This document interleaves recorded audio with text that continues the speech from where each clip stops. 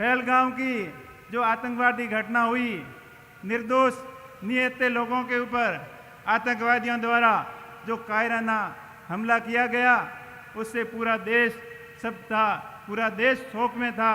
हर प्रत्येक देशवासी के दिल में ये भावना थी कि इस बार आतंकवादियों को और आतंकवादियों को पहना देने वाले आकाओं को सबक सिखाना है। पूरा देश एक साथ था, सरकार के साथ, पक्ष विपक्ष किसी भी प्रकार की कोई बात नहीं थी, सबने सहयोग दिया और सेना ने ऑपरेशन सिंदूर के माध्यम से आतंकवादियों को ठिकानों को नेस्तानूद कर दिया और उनको करारा जवाब दिया। उसी सेना के सम्मान में आज ये विशाल प्रोग्राम रखा गया और भारत के अंदर 15 जगह कांग्रेस पार्टी के शीर्ष नेतृत्व द्वारा डिसीजन लिया कि सेना के सम्मान में देश भर के अंदर जय हिंद सभा के माध्यम से समारोह किए जाएंगे। आप बड़ी संख्या में पधारे, आप सभी का बहुत बहुत आभार। हमारा थार का क्षेत्र हमेशा देशभक्ति की भावना से ओतप्रोत रहता है। यहाँ के प्रत्येक गांव से, प्रत्येक परिवार से कोई न कोई सेना के अंदर जरूर सेवाएं दी है और हजारों युवा सेना के अंदर सेवा देकर अपने आप को गर्वित महसूस कर रहे हैं। हम थार के वासी, प्रत्येक आदमी को अपने ऊपर गर्व है कि हमारी भारतीय सेना हर मोर्चे पर मजबूत है। चाहे 48 का युद्ध हो, चाहे 62 का चीन भारत युद्ध हो, चाहे 65 का पाकिस्तान भारत का युद्ध हो, चाहे 71 की पाकिस्तान की युद्ध हो। 71 के युद्ध में तो 73,000 पाकिस्तानी सैनिकों को युद्ध बंदी बनाकर देश के अंदर, पूरे विश्व के अंदर सबसे शक्तिशाली सेना का आपने परिचय दिया।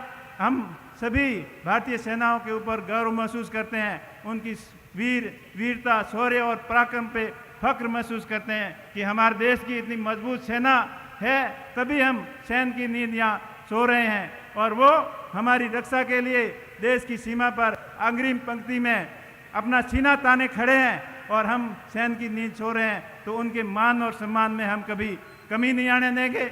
हमारी सेना का मान और सम्मान हम सदैव ऊंचा रखेंगे। और यहाँ जो बॉर्डर का क्षेत्र है और यहाँ सेना के साथ साथ प्रत्येक थारवासी सेना के सहयोग के लिए हमेशा तत्पर तैयार रहता है। अब जैसी जो पिछले दिनों घटनाक्रम हुई तो प्रत्येक थारवासी कोई डरा हुआ नहीं था, कोई सहमा हुआ नहीं था और प्रत्येक, चाहे बुजुर्ग हो चाहे जवान हो, हर आदमी सेना के सहयोग के लिए तत्पर तैयार रहने के लिए तैयार खड़ा था। हम उन सेनाओं को सैल्यूट करते हैं, उनका अभिनंदन करते हैं, उनका मान और सम्मान हमें हमेशा सदैव ऊंचा रखेंगे। अपने थार की विकास की योजनाओं की बात करें तो पूर्ववर्ती अशोक गहलोत जी की सरकार ने, कांग्रेस पार्टी की सरकार ने बहुत महत्वाकांक्षी योजनाएं जो इस थार क्षेत्र को की कायाकल्प करने के लिए महत्वपूर्ण योजनाएं थी। और केंद्र सरकार की राजीव गांधी विद्युतीकरण योजना की बात करें, चाहे पीने के पानी की पेयजल योजनाओं की बात करें, चाहे इंदिरा गांधी नहर और नर्मदा नहर की बात करें, चाहे क्रूड के क्षेत्र में क्रूड उत्पादन के क्षेत्र की बात करें, चाहे रिफाइनरी की नींव रखने की बात करें, तो ये सारे जो महत्वाकांक्षी विकास योजनाएं हमारी कांग्रेस सरकार के टाइम में शुरू हुई। और जो पिछले 11 साल में हमको क्या मिला? हमको सिर्फ खोखले वादों के अलावा कुछ नहीं मिला। हमें ये सुनने को मिला, यहाँ जब मोदी जी आए थे, महंगाई के नाम पर सत्ता के अंदर आए, झूठ फैला के सत्ता पर आए, यहाँ कई बार आके बड़ी बड़ी घोषणाएं करके गए कि यहाँ गुजरात के कच्छ के तर्ज पर आम और अंगूर की खेती हो जाएगी, थार को मैं हरा भरा कर दूंगा, नदियों से नदियों को जोड़ दूंगा, नर्मदा नहर और इंदिरा गांधी को नहर को जोड़कर थार के बॉर्डर को हरा भरा बना दूंगा। अपने को हवाई सेवाओं के सपने दिखाए। उड़ान योजना के तहत उत्तरलाई हवाई अड्डे को विकसित करने का हमें सपना दिखाया। जैसलमेर बाड़मेर भाबर रेल परियोजना का कई बार घोषणाएं हुई, सपना दिखाया। थार के अंदर बाकासर के अंदर ड्राई पोर्ट द्वारा हमें यहाँ पोर्ट विकसित करने का सपना दिखाया। उन्होंने खाली सपना दिखाने के अलावा कुछ काम नहीं किया। धरातल पे हकीकत पे खाली थोथी घोषणाओं के अलावा कुछ नहीं किया।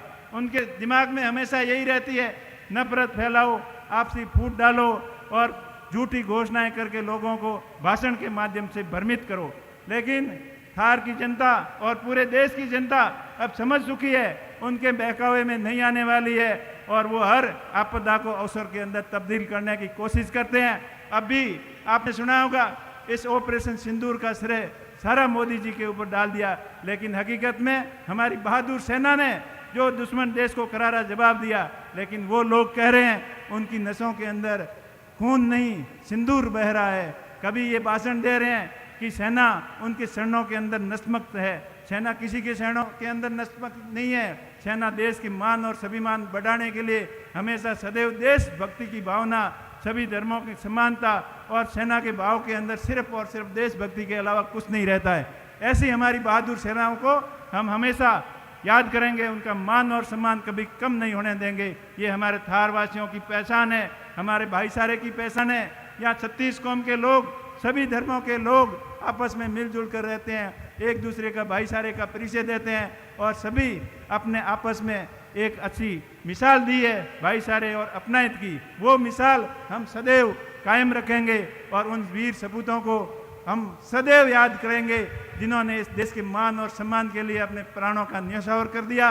और हमें फक्र है कि देश के ऊपर कभी इतनी मजबूत सेना होते हुए भी किसी भी प्रकार की कोई आस नहीं आने वाली है। ऐसी देशभक्ति सी भावना से ओतप्रोत हमारा थार क्षेत्र है। लेकिन कुछ लोग हमें देशभक्ति सिखाना चाहते हैं, वो देशभक्ति का सर्टिफिकेट बांटते फिर रहे हैं, जो उनकी खुद की पृष्ठभूमि का कोई अता पता नहीं, खुद कैसे कैसे कारोबार के अंदर लिप्त हैं और उनके कैसे कारनामे रहे हैं। वो लोग हमें देशभक्ति सिखाने वाले होते कौन हैं?